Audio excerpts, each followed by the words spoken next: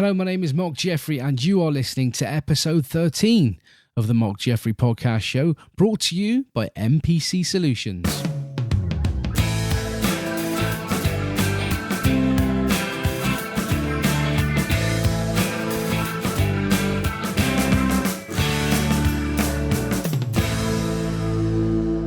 Thank you for joining me on what is now episode 13 of the Marc Jeffrey Podcast Show, recorded May the 10th, 2017, from the studio on the hill, southwest UK, not a million miles from London. A podcast of my life through a lens aimed to inspire you, cheer you up in times of need, and possibly make you feel that your life is ready for the next episode. Well, on this week's episode, I'm happy to introduce to you someone that I've grown up with over the years, crossed paths through different friend circles over the years, but didn't properly meet and become friends with her until about 2010, over 7 years ago now. She is one of those people I see on Facebook who looks to be enjoying life and are having a great job at the moment. And she's a friend of mine. She's a festival goer. She is Miss Naomi Nash. Good evening, Naomi. Hi. How are you? Yes, I'm very well, Good. thank you. How's life treating you? It's good. It's been a quiet start to the year. I had a chance for a nice holiday, and now work is just sort of taking things over. So getting busy. You're looking very well. Thank you. Yeah. Yes, I topped up the tan in Ibiza a few weeks ago. So. Oh, fantastic.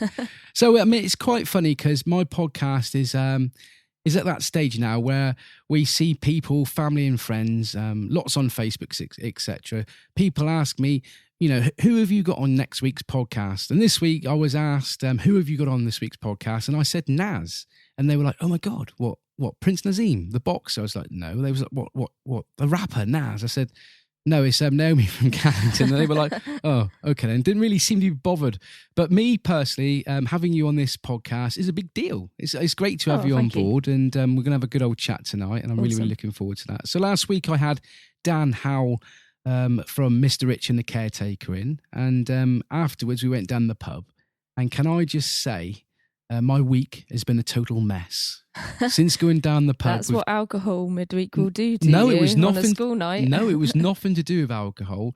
It was to do with conspiracy theories that Jules started going on about. And it's totally messed my head up. We was talking briefly about the Mandela effect. Have you heard about it? I don't think that is one I know of yet, so I'm intrigued. Well, I don't really know. The thing is, I'm in this situation now where I don't know whether to talk to you about what you're doing in life at the moment, you know, or whether we should just go down the conspiracy effect route. We could be here for hours if we did the conspiracy route. Well, the Mandela effect, where should we start? Some people around the world seem to believe that Nelson Mandela died in the 80s. Now, what's your theory on that? That is a new one on me, actually. Well, I thought he died in 2013. But there's a lot of people around the world that believed that Nelson Mandela died in, I think it was 1981. He died while he was in prison. And apparently people have seen it all in newspapers. They've seen the funeral and all of this lot. And there was a lady that discovered this, and she brought up this thing called the Mandela effects, and there's been loads and loads of other things like that program that was on it was 4 ladies, I think, from New York back in the 90s, and it was a program called in the City. What was it called? Sex in the City. What was it called? Sex in the City. No, as a matter of fact, it was Sex and the City. Was it? Yes. Another one. It shows how much attention I pay then. well, no, this is where we're coming from. Star Wars, right? Yeah. Darth Vader. He's, I think it was Return of the Jedi, actually. I'm not sure. But Star Wars, and you've got Luke hanging on to that aerial, and they're having a big debate and stuff like that. And Darth Vader's just about to die, and he says something. What does he say to Luke? Can you remember? One of the most famous Star Wars sayings of all time. You are asking the wrong person here because I'm more of a Trekkie. All right. But I'm guessing it's Luke, I am your father. Yes, correct. But he doesn't. Right? He says, no, I am your father. No, I am your father. Yeah. Okay. So there's all these strange things that's been going on in the world. It's like Chinese whispers. Yeah, it's just developed into something else in people's consciousness. Another one, Forrest Gump. You ever seen Forrest Gump? Yeah. He sat on the bench with that woman, and he's got his box of chocolates. Yeah? Yes. What does he say to the lady? Ooh, life is like a box of Life chocolates. is like a box of chocolates. Yeah. No, he doesn't. No. Life was like a box of Oh, chocolates. for goodness sake. Okay. Yeah. So there you go. So there's all these things that people believe that over the years have changed, and it is called the Mandela effect. And if you don't believe what I'm going on about, go on YouTube, check out the Mandela effect, and it'll blow you away. Totally will blow you away. If you love your conspiracy theories now, I do. I'll be looking at that one later. And some people are saying it's all to do with parallel universe. Some people are saying it's all to do with that big machine that they built in Switzerland that's actually messed the whole world up. Do you know that thing I'm talking about? CERN, yeah, particle collider. Yeah, so Yeah. you know more about it. Apparently, it's messed the whole world up and caused loads of. And some people have also said that it's all to do with time travel. No matter how, whether you believe it or not, sometime we are going to be time traveling. Yeah, right. So if in 1,000 years' time we start developing time travel, why cannot? What they're saying is people are then coming back to the future and changing things. Yeah. Do you get what I'm saying? So they could be coming back from the future and changing things right before our eyes without us knowing about it. We wouldn't know. That is true. Yeah. And people have said, "Oh, don't talk rubbish. You know, that's way advanced now." But yeah, but it may be way advanced, but it's not stopping them coming back and changing things tomorrow. No, you've got to keep your eye out for strange photos of random people, and there's a few of those around. Yeah. So anyway, I think as much as I'd like to talk to you about conspiracy theories, I think we're going to have to leave that for another night. If you've got another night free, have you got another night? Yeah, probably. Yeah, we have to come in and have another little chat about conspiracy theories. Okay, I can think of a few that you'd be interested in. Oh, we might. Well, if we're doing well for time later on, we might go into things. So anyway, why have I got a lot of admiration for Naomi? Well, Naomi was until about 3 years ago in a relationship and a job, and she gave it all up to follow a dream. What was that dream?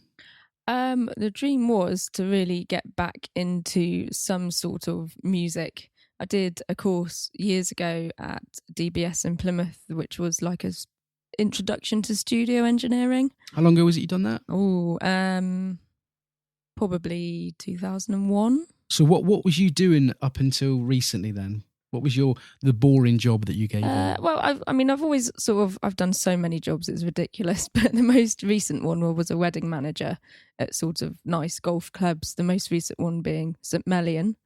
And it was all right. I sort of enjoyed it, but I got a bit despondent trying to sell people canapes and things. So, I thought I'm going to go back to college and do something. And I wanted it to be music orientated. So that's when I went back to Plymouth City College. Because unfortunately I didn't have enough UCAS points to join a degree course. So, but that was fine. Got me sort of some experience in all different areas. So stage management, lighting, bit of everything really. And I went from there really. I finished the course and just went out approaching companies, had to do some voluntary things, you know, like you do when you're trying to get started. And so I've been sort of an audio tech now, I suppose, for about 4 years. Fantastic. Now, I've known you for like seeing you in the pub and, like I say, with these different circle of friends. I've known you for quite a long time, but we properly met at Glastonbury 2010, which was their 40th anniversary. Would you like to tell our listeners who possibly don't know what Glastonbury Festival is? Do you want to tell listeners at home what Glastonbury Festival was all about? What is it? Well, as you know as well as I do, Jeff, it's a hell of an experience. It is. And I think that everybody should go there at least once if they can. Obviously, it sells out every year. It's really hard to get tickets. It's like life or death day when ticket day happens. And I do love it. And there's something there for everybody. You know, there's all contemporary art, so dance and theatre and circus and comedy. And it's not just about sitting in front of the main stage and staring at, you know, the big headliners. There's just so much more to see and do. As there are a lot of other festivals, but I think you really have to go to the biggest one to really appreciate the magic of it, really. Because, I mean, we've got a lot of listeners now from all around the world and a lot of people from around the world may not know what Glastonbury Music Festival is. That's what, but it's not no longer called Glastonbury Music Festival, is it? It's called Glastonbury Performing Arts Festival, isn't it? It's the Glastonbury Festival of Contemporary Performing Arts. Oh, see there, you know more about it than me. It's a bit of a mouthful, so just gets shortened to Glasto nowadays. Obviously, there's massive coverage of it on the BBC nowadays. You can't get away from it actually when it happens in June.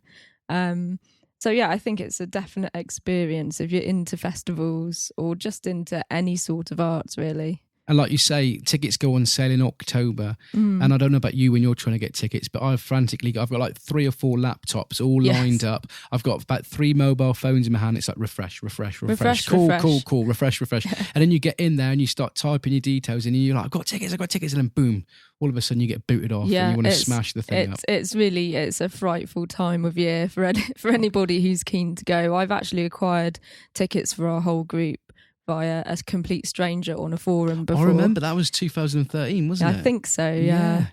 I even handed over my bank details to this person who'd managed to, get on the right page. So 2010, like that was my first year that I went. What was your experience of 2010? Can you remember? Was that the really sunny year? It was. Was it absolutely sweltering? I loved it because I've been to 2 of the very, very wettest and muddiest years. So I absolutely loved being baked to death and cider soaked in the sun. I thought it was great. I remember having quite a few dances around in front of the pyramid stage, but loads of other exploring and fun and games back at the campsite as well. Indeed. It was good fun. So what was your first Glastonbury experience? Can you remember? I actually went with my best friend from primary school, Rachel Clayton, and we both went with our mums. Really? Yes. So our mums came and they insisted they wouldn't use a long drop, so we had to take our own portaloo. Would you like to tell the people at home what a long drop is? How would you describe it? It's a pit in the ground. Full of shit. A pit full of shit. And it's just got a structure over it that you sit on so that you can go to the loo. I have seen a man inside the pit on one of my trips to Glastonbury. You're joking. No, he must have been a very, very poorly. I know they was talking to Emily Evis and they were saying about all the stuff that they found in these long drops, and they've found obviously glasses and they found false teeth. But the funniest thing I heard was they actually found a man's false leg in the long drop. Oh my God, I bet he struggled around the site for the rest of the weekend. So of all the years you've been to Glastonbury, what would you say your favourite acts have been? God, that's really tricky, actually. There are so many good ones. One that particularly sticks in my mind, and also because my friend reminded me of it this week. My friend Catherine and I went up to the park because we'd heard that Radiohead were playing a secret set. And up we went, and Johnny Greenwood and Tom York did turn up on stage and played some Radiohead songs. That was 2010. That was because I can remember sitting outside the tent with my cousin Sean doing naughties. Just leave it at that. And then all of a sudden I could hear Radiohead. Hear it coming down the valley. Yeah. And I was just like, oh, I can't be asked to get up now. It was so incredible. Particularly, the memory that sticks out is they played Karma Police. And that's what I heard. At the end, there's a refrain that he sings.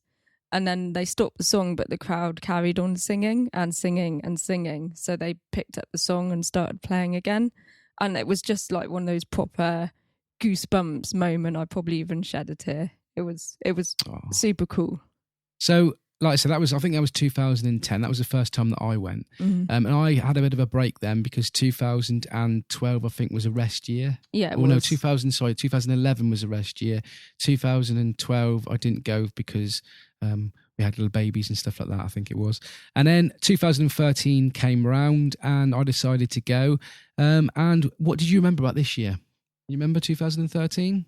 I don't really, partly because I've sort of been 12 times and sometimes they all sort of roll into one unless there's something really specific that stands out. Well, do you know what stands out for me that year? Go for it, tell me. Your flag being stolen. Oh yes, the buggers. I was so disappointed in that. It's the first thing I've ever had stolen in all the 12 years that I've been, and I was actually quite sad about that. I can also remember being stood in the crowd at the other stage what I think was a Saturday night, sipping port out of a hip flask, listening to the sounds of Portishead. Oh, God, and that was a fantastic. I think it was you, me, Wixie, and Steph. Was it my friend Steph? Yes. So that was really special. I don't think I've ever heard a crowd so silent and just watching and listening. Yeah, it was amazing. To Portishead. It was really good. Now, that was the year that you told me that was going to be your last year and that you wasn't going to go there again until you went there to work. Is that right? I think that's right, yeah. Now, tell me, have you returned to Glasgow since 2013? Only in a work capacity, but I was very excited to... I did have to pester said company a lot for this role, but I did manage to get some work there last year on the other stage. Right. So I was a stage technician for the weekend, and thankfully it's happening again this year too. So I'm really excited. See, this is why I've got Naomi on the show to talk to you guys tonight, because this year, since I started my podcast, I'm like to say this is episode 13. I started off by saying that 2017 was going to be a big year for me with my family and my friends, paying them more attention, and also to build a podcast and to make 2017 a year where I'm successful at something. And the reason why I've got you on is because you are one of those people that I know that have given up what you was doing to chase something in life that you wanted to do, and you've achieved what you wanted to do. Yeah, I mean, I had a fantastic year last year because actually I got to work at Radio 1's big weekend with another massive PA company as well. I was there. And some really good stuff happened last year, including working at Glastonbury. And I think, you know, in a way I wished I'd done it years ago, but you can't really look at life like that. And I think if you're despondent with work, you know, there's always stuff you can do to change it up. And I know, you know, it's hard if you've got commitments and family and things, but I just think you've got to try and go for these things. 2016 was a big year for me. Yeah. Because 2016 was the year that I'd done something that I never thought I'd ever do. What's that? See Coldplay. Yeah. And take that. At the same place at the same time. Doesn't sound right, does it? No, and you was there. That was up at Powdram Castle, the big weekend. I've also worked with Take That on a yacht in Cannes. Really? Yeah. Check you out. Just thought I'd slip that in. So what are your feelings then about Glastonbury from the tougher side, working there? It is a complete luxury to work there. I got put up in a static tour bus out the back, so you get a nice cosy tour bunk. Very nice catering, don't have to trudge around in the mud, but it is really nice to look out from stage and see everybody really enjoying themselves, so it still gives you some nice vibes and some nice memories of when you were out there on the ground and, you know, exploring the site and stuff. So tell me about your job briefly. What is it exactly you do? So I'd broadly describe myself as an audio tech. But that takes in a couple of different roles. So sometimes I'm a sound engineer, and there's a front of house sound engineer and a monitors engineer. Other times I'm a stage technician, so they are the people you see running on the stage at festivals and unplugging one band and plugging the next in. You've got to be quite careful what you do because the sound engineers are expecting certain instruments to turn up in certain places on their boards. And then sometimes I'm more of sort of a PA tech, which is more like humping and shoving the speakers around and hanging them in the air and plugging them in and making them work. Falling out of any famous musicians then? No, well... Anybody like Dave Grohl said, "Get off the stage, you stupid woman, what are you doing?" I mean, this guy's not particularly famous, but I have been shouted at by Barry Ashworth. I've never heard of him. He is, oh God, what's he in? He is in the Dub Pistols. Oh, right, yeah, I've seen the Dub Pistols. Yeah, and I thought it worked quite good as a band, but I gave him the sort of 10 minutes left sign, and he was sort of in his zone and came over and ranted and raved at me and told me that they had longer left. And you were like, "No, I sort of I'm backed the boss, off. no." I sort of backed off a bit, but someone else came up and said, "You don't talk to Naomi like that." And yeah, but he was my authority. He was very tense about being asked to finish the set on time. So with your job then, obviously you get to go to a lot of festivals. Like I say, in the UK at the moment, the festivals are massive. They're everywhere. Which other festivals have you visited and which ones would you recommend?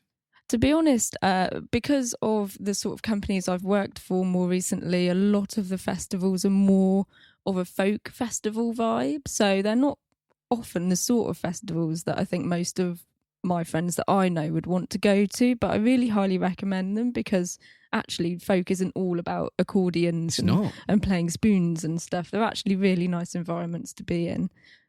So yeah, we went to one last year with another band I work with, and that was called Lake Fest, and that was a really sweet little festival beside a lake that you could go splashing around in, which I gather you can do at Wilderness as well. All right, okay. I worked at End of the Road Festival. Now that's really interesting. It's on the Lama Tree site. I practically didn't recognise any of the names on the lineup, but that's doesn't matter, the best. Does it? No, that's what I'm trying to say. Like the best way to discover your new music is to, go to these sorts of festivals and just give it a go. Yeah, sounds good. Well, since 2010, when I went to Glastonbury, I've made sure that I go to at least one festival every year. And since 2014, I've visited an amazing festival up at Kendal Calling, up in Penrith, up in the Lake District. Now, what I want to do is I want to play you a tune from a band that I saw way back on a wet 2014 July afternoon up at Kendal. I was soaking wet, slightly worse for wear after consuming some dodgy hash cakes from a middle-aged family in the tent next to us and drinking stupid amounts of ale. And I walked into this calling out tent and there they were up on stage, this band. And oh my God, it kind of blew me away, these guys. They were the Nordic Giants, they're called. Now, I'm not, to this day, I don't know where they're from. I don't know whether they're an English band or what, but basically they were two guys on the stage dressed as like these Viking, funny looking sort of guys. One was banging out on the drums, the other one was playing on a keyboard and doing all these sound effects and that, and they were absolutely amazing. And behind them on stage, you had this massive, great big screen, and there was like visuals coming from this screen. And I'll tell you, it was absolutely fantastic. Really, really impressive. So I'm going to play you that song there now. It is the Nordic Giants, and this song is called Together. I come to this magnificent house of worship tonight because my conscience leaves me no other choice. I join you in this meeting because I'm in deepest agreement with the aims and work of the organization which has brought us together.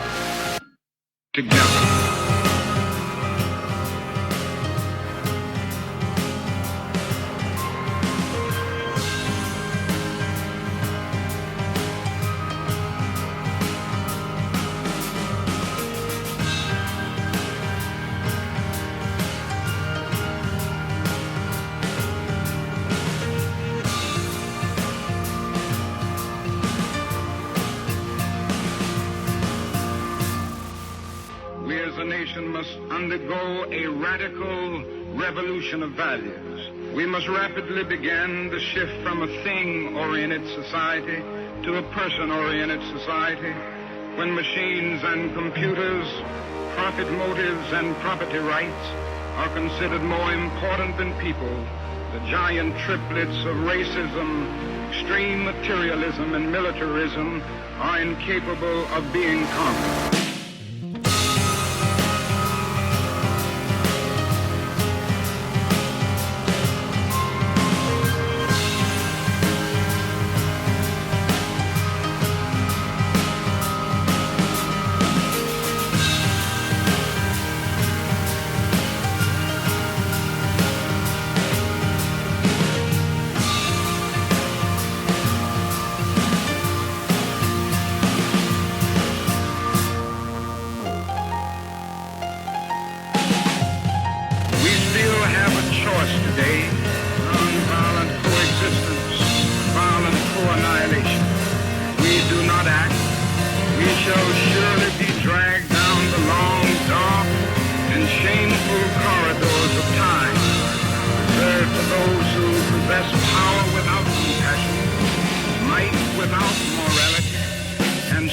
Without sight. Now let us begin together.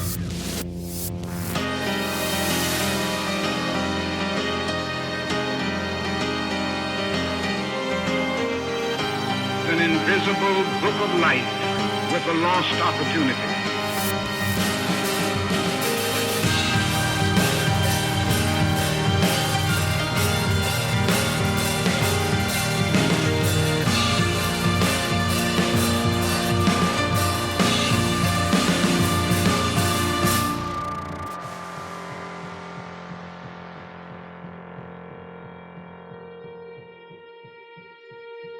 We are now faced with the fact, my friends, that tomorrow is today. We are confronted with the fierce urgency of now. In this unfolding conundrum of life and history, that is such a thing as being too late. Procrastination is still the thief of time. Life often leaves us standing bare, naked, and dejected with a lost opportunity. We as a nation must undergo a radical revolution of values.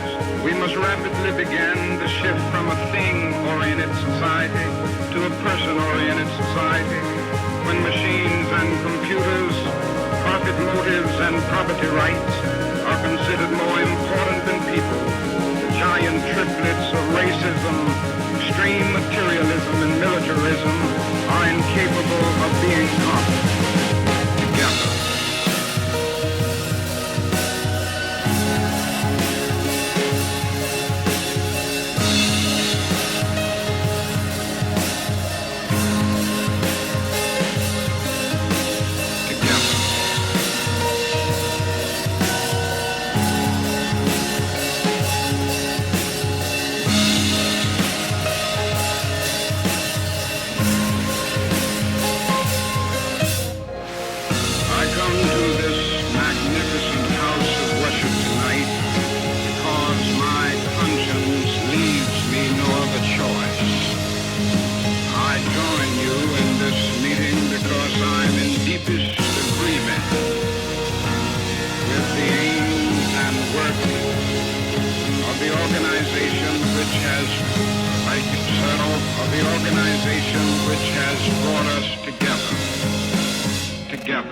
So that was Together by the Nordic Giants. You can find them on Spotify and also on Facebook. And definitely it is www.facebook.com/Nordic Giants. And I will put the link up on my show notes for you to find, and you can check them out. Now, the most interesting acts that you have come across at festivals. That's what I've got wrote down in my notes. Okay. What would you say is the most interesting act that you've seen? Ooh, that's God. There's so many varied acts. It's really interesting. I mean, there's some people who just like to dress wacky and just try the whole shock factor thing. There was a band at End of the Road who were wearing sort of leather chaps and PVC gimp suits and things like that. So some people aim for the shock factor. I sort of like bands that have got a lot of stuff going on, like lots of different instruments and things like that. Well, they're just like synthesizers and some vocals, though, aren't they? They got some weird stuff going on stage, you know. Yeah, they have. Yeah, there's one festival I'm looking forward to working at this year, which is WOMAD, World Music. Right. And that should have lots of very strange instruments that you've never seen before. So that's the sort of thing that I like to look out for. Do you know what festivals you're playing at then this year? Other than, any off the top of your head? WOMAD, Cornbury, Wychwood, where we've got the Levellers headlining on Sunday night, which I'm looking forward to. And I know a few people who work with the Levs as well, so that should be good fun. Say hello to them for me. I will. There'll only be one that knows who I am. Oh, and Beautiful Days, which of course is the Levellers, that's the Levellers curated festival, yeah. They had a bit of an accident there a couple of years ago, They didn't did, yeah. So there you are. So what advice would you give anybody wanting to get involved in your line of work? It really is to just get out there and make yourself available, enthusiastic. If you've arranged to do something for somebody, get there on time. And to be honest, a lot of people I've spoken to, they don't want you to have a degree in this or a degree in that they just want you to be slightly experienced and really enthusiastic.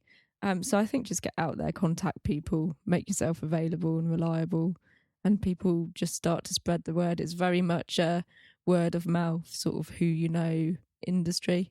And that's very much like my podcasting. Yeah. You've got to start somewhere.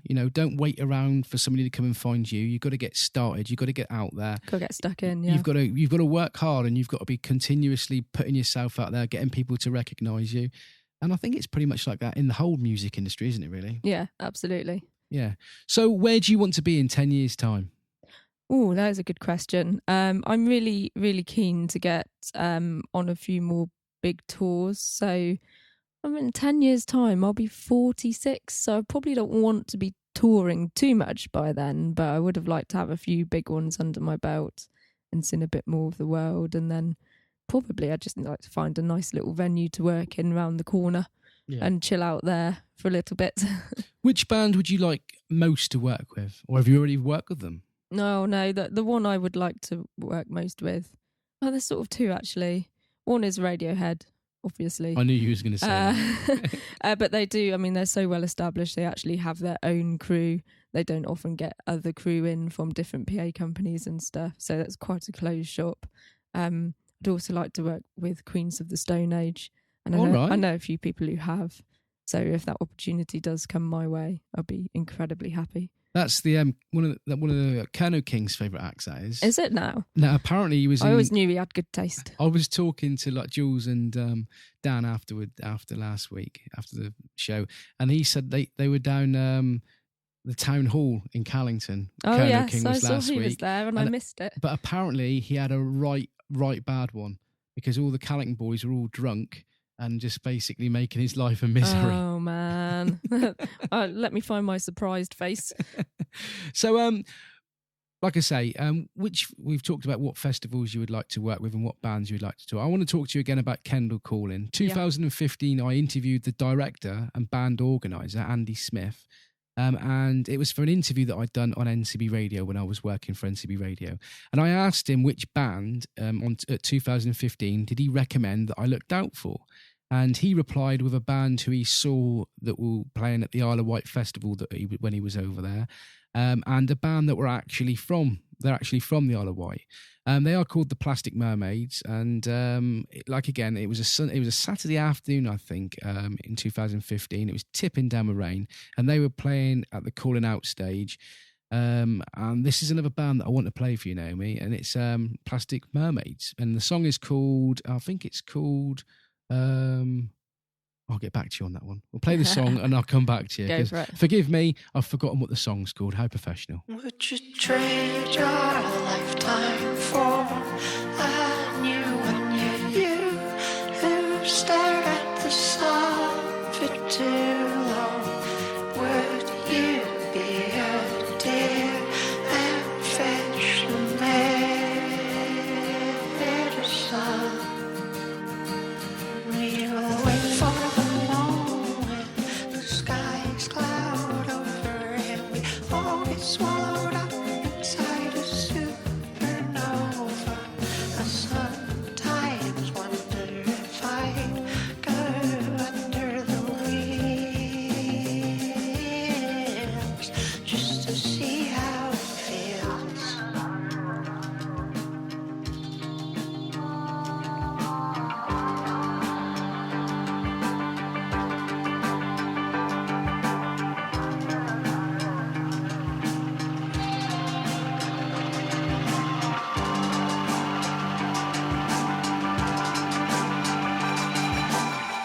Last night I dreamt I was older and you were gone. I can see you, but tonight we are floating around the sun.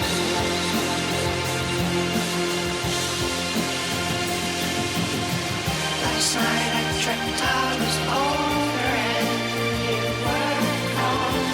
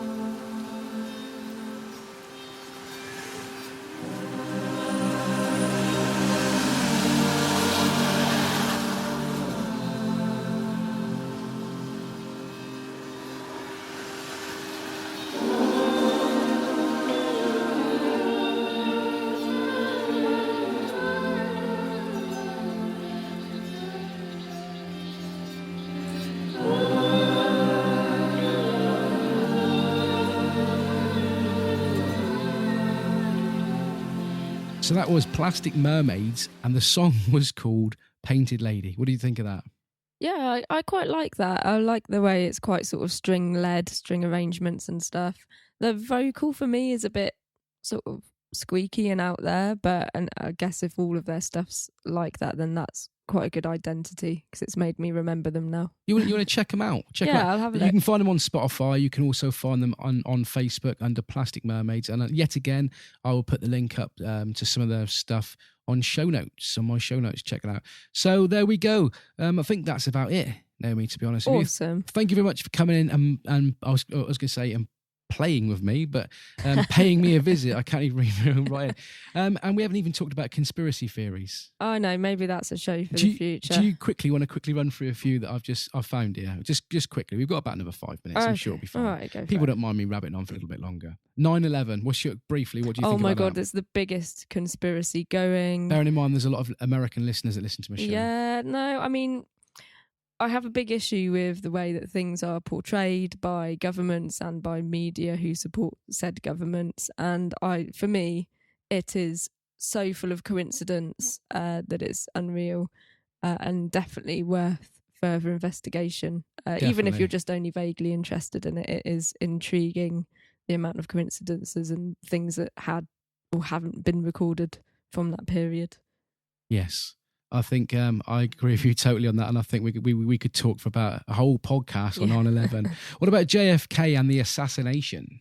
That's a weird one. I do sort of believe that people can be trained and be sort of controlled and triggered, depending on how they've been trained and things. And actually, there was a Darren Brown program, whether you believe sort of the things that he does or not, where he trains somebody to shoot at Stephen Fry in a theatre, and only took him sort of a couple of weeks to sort of gain this guy's control. So yeah, I totally believe that somebody could have been set up to do that, and I think that they still do experiments in this sort of mind control stuff now. We can go back to the Mandela effect here now, right? Mm-hmm, yeah. In the car. I can't remember what the year was. Was it? I can't remember the assassination year. Please forgive me. But they're in the car driving along. JFK got killed, shot in the back of the car. How many people were in the car? Just 2. Was it the driver and his missus? 6. So if you think it was 4 like I did, it was actually 6. That's why I'm urging people, get on YouTube and check out the Mandela effect. It will blow you away. Man on the Moon. Yeah, I've seen some weird videos on that, like, obviously flags flapping in wind that doesn't exist and bits of debris in the first ever photos taken that looks like there's been other stuff there previously. Whether they're photoshopped or not, or real or not, I don't know. The whole moon thing's... You're not committing yourself on that one. Massive mystery, no. Diana's death, 1997. Oh, that's a good one. There is a documentary made by Lily Allen's dad. What's his name? The comedian? Mr. Allen. Mr. Allen. Yeah, we'll just call him Mr. Allen. Which actually got banned in this country because he wouldn't make the required edits to it that the British Film Broadcast Board would make. Because it's so sort of damning of what happened in the subsequent investigation. If I could remember what it was called, I would tell you. You can tell us next time you come on here. But is it sus? Absolutely. Most definitely. Paul McCartney, is he dead? His car crashed in 1966 and apparently he was replaced by a lookalike. Do you believe it, Naomi Nash? I don't know, but I know the current Paul McCartney can't sing very well, so I would suspect that perhaps that is a real conspiracy, therefore not a conspiracy, but a theory. Right. Well, that's about it for tonight, I think. I think we're near enough out of time, and it would be great if you could come in later on, probably a few months' time down the line, and we'll probably talk conspiracy theories. Yeah. Blow people's mind Hopefully away. I'll have a few extra band reviews of bands that I've seen by then as well, and we can chat about those too. Yeah. Well, thank you very much for coming in the studio here in the beautiful surroundings here in Cornwall, and take care. Have a good summer. See loads and loads of bands, and we hope to see you very, very soon. So that is Naomi Nash. Thank you very much. Thank you. Pleasure. Well, wasn't she nice? It's now the next day. the next day after the interview, and it is, of course, my birthday. Life for me begins today. Yes, I'm 40 years young, and I've just taken out 10 minutes of my very, very busy family party day to come into the studio and edit this week's episode. And while I'm in here, Naomi wanted me to share with you a text that she sent me when she got home last night. She just couldn't keep quiet about those conspiracy theories. She said, remember that diner thing by Keith Allen that I was talking to you about? Well, it's called unlawful killing. And it's the result of an inquest. I only ever found it on a Russian version of YouTube. So that's what she said. So I will do my very, very best to try and look that one up and put a link up for you on my show notes there. And also here is some more for you to look up, she said. And she's left me 3 to look up. Now, all capital letters, HAARP. Is it harp? I think that's about right. And also Gulf of Tonkin and Bohemian Grove. So I'm going to go and she says they'll get your head spinning. Cheers for that, Naomi. So I'm going to go and look those up there now. After that, I will do my best to find the links for those and put them up on my show description notes. Thank you very much once again for taking the time out of your lives to listen to this week's podcast. It really does mean a lot to me. And I hope that you can join me next week on episode 14. You can find me on my show on iTunes, Mixcloud, Google Music, and of course here at Libsyn. Feel free to contact me via Jaff10 at Twitter. You can also send me an email at jaff10@hotmail.com and look me up on my website www.jaff10.simplesite.com. So until next time, I leave you with this. Look after yourselves and others, and remember this one thing in life. Your life may not be as crazy as you once thought it was.